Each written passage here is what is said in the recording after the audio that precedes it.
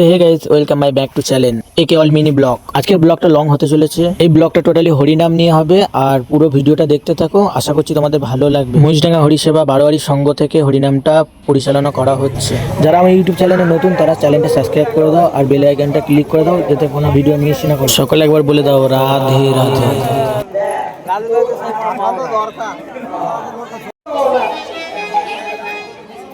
এই নারী কখনো বা স্বর্গে তোলে, ও নারী কখনো বা স্বর্গে তোলে, এই নারী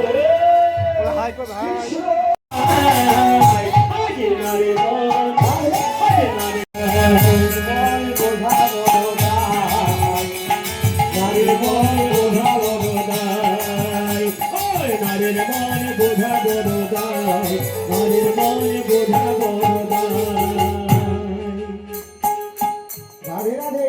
আমাদের দুর্গা পূজা হয় তো, দুর্গা পূজা হয়, দুর্গা পূজা হয় তো। রাধে রাধে। তাহলে আমাদের সনাতন ধর্মের সব থেকে শ্রেষ্ঠ পূজা হচ্ছে কি? দুর্গা পূজা। তাহলে এটা পুরুষের পূজা না নারীর পূজা না? আচ্ছা, দুর্গা পূজার পর কি পূজা আছে? লক্ষ্মী পূজা। নারীর পূজা না পুরুষের পূজা? তারপর সরস্বতী পূজা। নারীর পূজা না পুরুষের পূজা? মা কালীর পূজা। তাহলে নারীর পূজা, নারী দুর্গা, নারী কালী।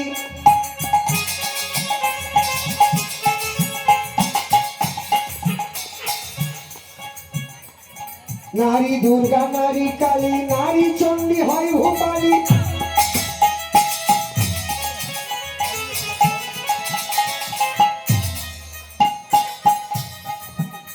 আবার নারীর পায়ে পুষ্পাঞ্জলি দেয়, কৃষ্ণ গুণধায় ভোলা বলে, কৃষ্ণ গুণধায়, কৃষ্ণ গুণগায় ভোলা বলে, কৃষ্ণ গুণগায়, কৃষ্ণ গুণগায় ভোলা বলে, কৃষ্ণ গুণগায়।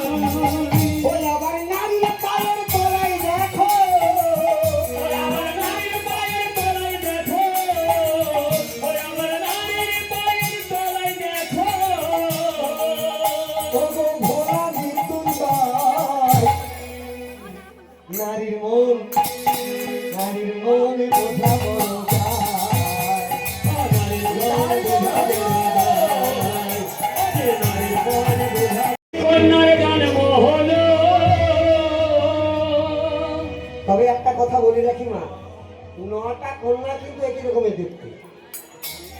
যাদের যেমন ছেলে কিংবা মেয়ে হয় দেখবেন একই রকমের দেখতে হয়, প্রায় একই রকমের দেখতে হয়। তাই আজকে বৃন্দাচলের 9টা কন্যা হয়েছে, 9টা কন্যা ঠিক একই রকমের দেখতে, কিন্তু 9 নম্বরে যেটা জন্ম নিয়েছে সেটাই হচ্ছে আমার রাধা ঠাকুরানী। এইবার রাধা ঠাকুরানী হলো কি, 9টা কন্যা মিলে ধীরে ধীরে বড় হতে লাগলো। বড় হয়ে তারা 9 জন একসঙ্গে খেলা খেলছে, আর বৃন্দাচল তাদেরকে পোশাক দিয়েছে একই রকমের। 9 জনকে একই রকমের পোশাক দিয়েছে, তাই 9 জনে খেলা খেলছে। খেলা খেলছে, এমন সংবাদ গেল, এই হেন সংবাদ গেল কোথায়? মথুরায়। মথুরাতে সংবাদটা গেল, আর মথুরার রাজা কংস সে কিন্তু এই দিনটারই অপেক্ষা করেছিলেন।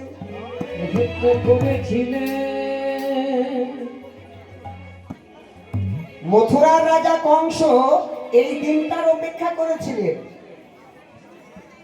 যেই না শুনতে পেয়েছে, জানতে পেয়েছে যে বৃন্দাচলের কন্যা হয়েছে, তখন তিনি করলেন কি? তখন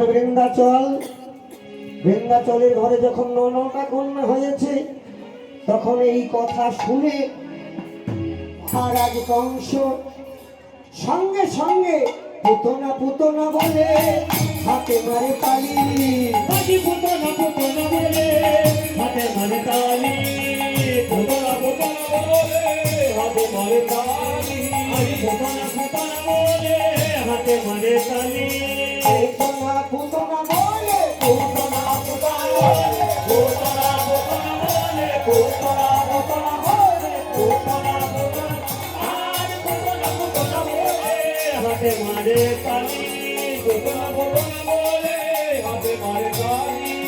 পুতনায় আসি তখন দাঁড়াইল তখনে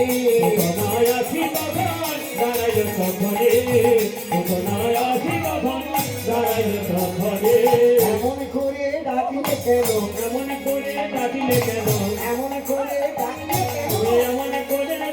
কেন বলো বলো ও মহারাজ এমন করে ডাকিলে কেন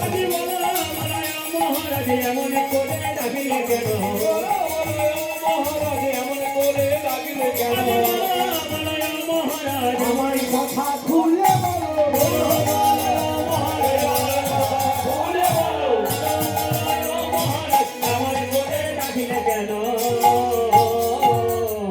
মহারাজ কংসের জয় হোক।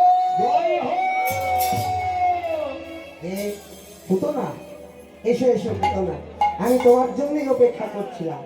জানো পুতনা, তুমি এই মুহূর্তে যাও, এই মুহূর্তে গিয়ে ওই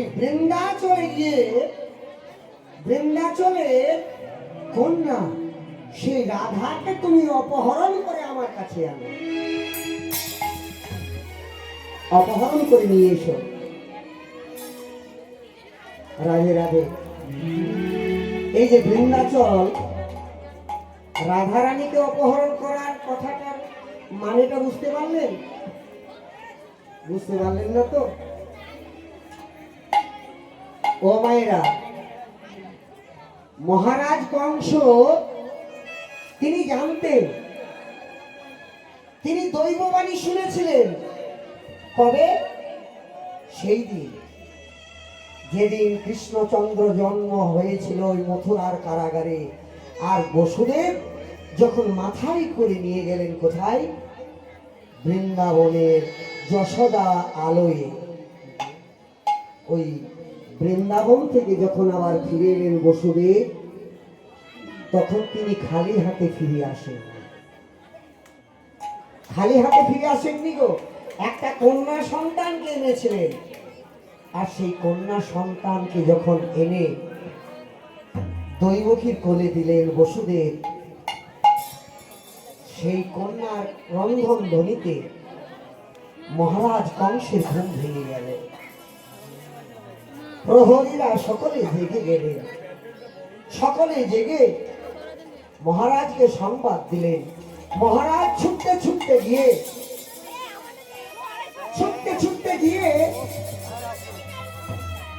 দৈবকীর কাছে গিয়ে ওই অত্যাচারী কংস, ওই দুরাচারী কংস গিয়ে দৈবকীর কাছে গিয়ে বলছে, দৈবকী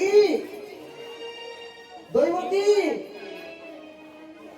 দৈবকী, তোর ওই অষ্টম গর্ভের সন্তান তুই আমায় তুলে দে, আর আজ থেকে তুই মুক্তি পেয়ে গেলি, শুধু মুক্তি, তোরা দুইজনেই মুক্তি পেয়ে গেলি।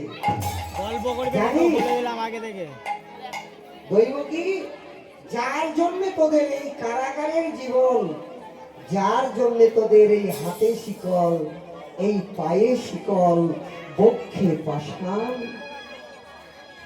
দৈবকী ওই অষ্টম গর্ভের সন্তান আমায় তুলে দে। কিন্তু কংস তো জানে না, কংস তো জানে না আমার অষ্টম গর্ভের সন্তান কে নয়। বসুদেব তিনি কেবল জানেন যে অষ্টম গর্ভের সন্তান আমি এই মুহূর্তে তো বৃন্দাবনে রেখে এলাম।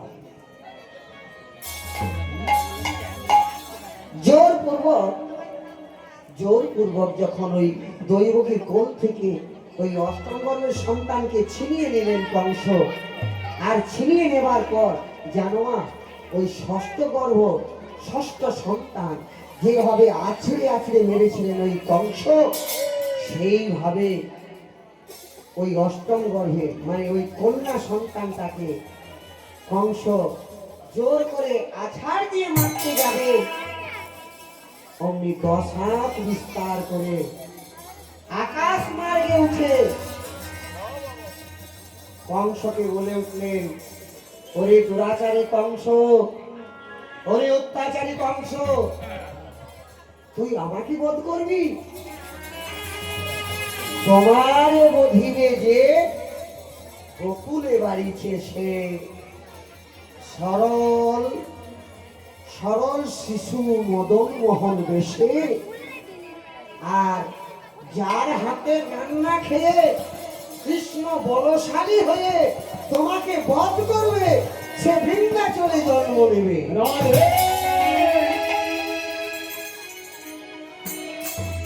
এই কথাটা পরিষ্কার বলেছিলেন পূর্ণমাসী যোগমায়া, কিন্তু আমরা জানি না। কি গো মা, এটা জানি? কতটা জানি?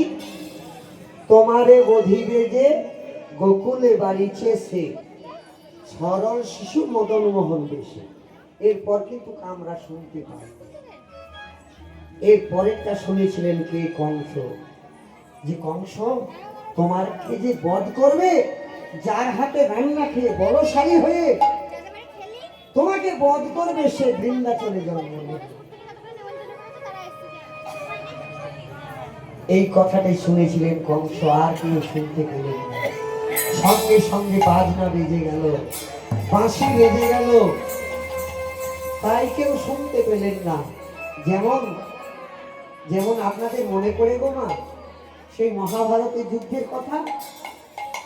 মহাভারতের যুদ্ধে যেমন ধর্মপুত্র যুধিষ্ঠির একটা মিথ্যা বলেনি, কিন্তু মিথ্যা বলেছিলেন। মিথ্যা বলেনি অথচ মিথ্যা বলেছিলেন।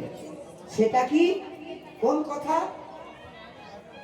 অসস্তমা হতবাণী ইহা আমি সত্য জানি, ইতি গজ পড়ে গেল আজিকার রণে। এত বড় যে কথাটা, এটা কিন্তু সবাই শুনতে পায়। কতটা শুনেছিল মা? অসস্তমা হতবাণী ইহা আমি সত্য জানি, এটাই কিন্তু সবাই জেনেছিল। কি বাবা, এর বেশি কেউ শুনতে পায়নি। এরপর যে কথাটা বলেছিলেন যুধিষ্ঠির, অসস্তমা হতবাণী ইহা আমি সত্য জানি, ইতি গজ, ইতি মানে শেষ, গজ মানে একটা হাতি, ইতি গজ পড়ে গেল আজকাল এই রণে। আজকে রণে, আজকের এই যুদ্ধে পরাজিত হয়েছে বা বধ হয়েছে একটা হাতি।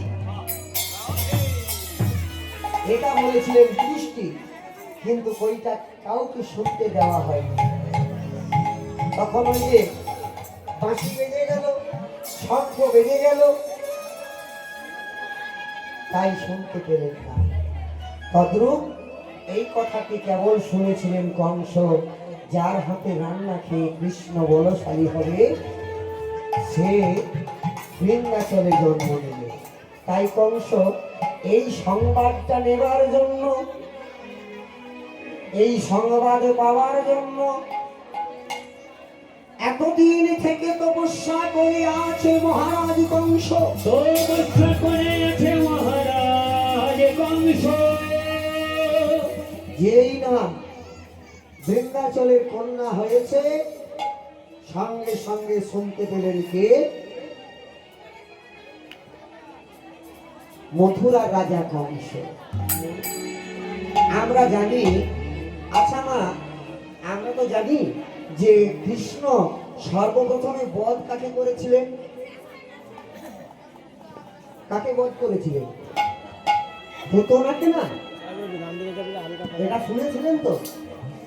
কি গো মা, পুতনাকে বধ করেছিলেন কৃষ্ণ প্রথমে, কিন্তু পুতনাকে বধ করার আগে সে বৃন্দাচলে গিয়েছিল। সে তো অনেক পরে, অনেক অনেক পরে পুতনাকে বধ করেছিলেন কৃষ্ণ রাজা। তবে এখানে কমায়েরা আমরা একটা কথা বলি, কেননা আমরা সত্য কথা বলতে জানি না, তো আমরা মিথ্যাটাই বেশি বলি। আচ্ছা, কোন শাস্ত্রে লেখা আছে যে পুতনাকে কৃষ্ণ বধ করেছেন?